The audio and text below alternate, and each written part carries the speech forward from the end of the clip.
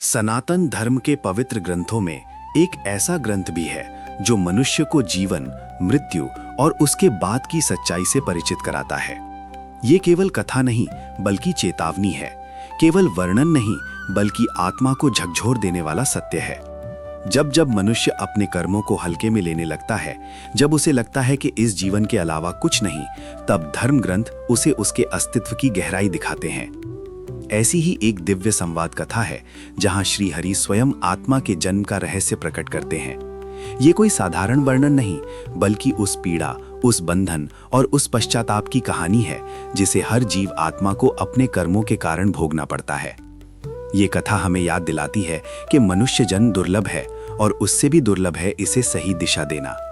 जब भगवान विष्णु आत्मा के गर्भ में प्रवेश से लेकर जन्म तक की यात्रा का वर्णन करते हैं तो वे केवल शरीर की रचना नहीं बताते बल्कि कर्मों के अदृश्य बंधन को भी उजागर करते हैं।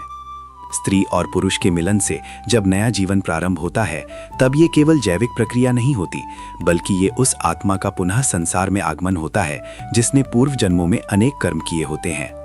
पापी आत्मा अपने ही कर्मों के बंधन में बंधकर माता के गर्भ में प्रवेश करती है। कहा गया है कि कुछ ही दिनों में उसका शरीर बनना प्रारंभ हो जाता है। एक रात में वो मांस के टुकड़े के समान, 5 रात में गोल आकार का, 10वें दिन वृक्ष के फल जैसा हो जाता है। 1 महीने में सिर, दूसरे महीने में हाथ और अन्य अंग, तीसरे महीने में बाल, नाखून, हड्डियां और लिंग का निर्माण होता है। चौथे महीने में स्थूल तत्व, 5वें महीने में भूख प्यास का अनुभव और 6ठे महीने में वो गर्भाशय के बाईं ओर चला जाता है। उसका शरीर माता के आहार और जीवन शैली पर निर्भर करता है। वो अपनी पीठ और शरीर के बीच सिर दबाए हुए रहता है, हाथ पैर तक नहीं हिला पाता। गर्भ की अंधेरी, तंग और पीड़ादायक स्थिति में वो अत्यंत कष्ट भोगता है। उसी समय ईश्वर की अलौकिक शक्ति से उसे अपने पूर्व जन्मों के कर्म स्मरण होते हैं। वो सोचता है, मैंने कितने पाप किए, कितनों को दुख दिया, कितनी बार अहंकार में धर्म का त्याग किया। उसी का परिणाम है ये बंधन, ये पीड़ा। 7वें महीने से उसे चेतना प्राप्त होती है। वो हिलना डुलना आरंभ करता है और भीतर ही भीतर प्रभु से प्रार्थना करता है, हे नारायण, यदि आप मुझे इस अंधकार से बाहर निकाल देंगे तो मैं जीवन भर आपके चरणों में रहूंगा, कभी अधर्म का मार्ग नहीं अपनाऊंगा। यदि फिर भी मुझे पापों का फल भोगना है तो मैं बाहर नहीं आना चाहता।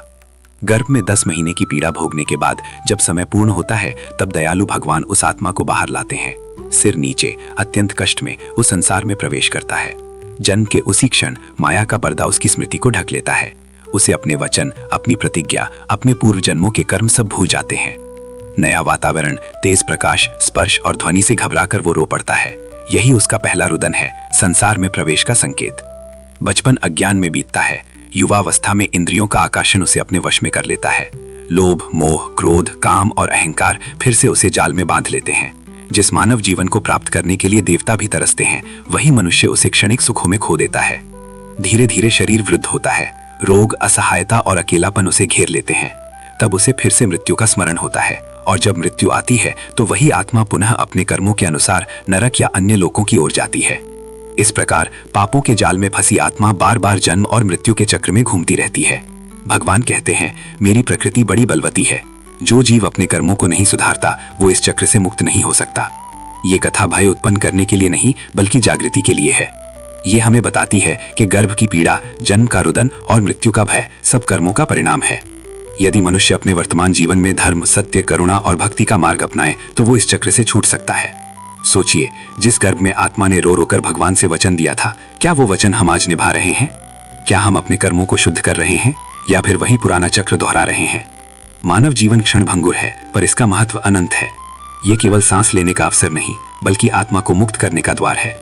इसलिए जब तक प्राण है, जब तक चेतना है, तब तक अपने कर्मों को सुधारिए, प्रभु का स्मरण कीजिए और उस प्रतिज्ञा को याद कीजिए जो आत्मा ने गर्भ के अंधकार में की थी।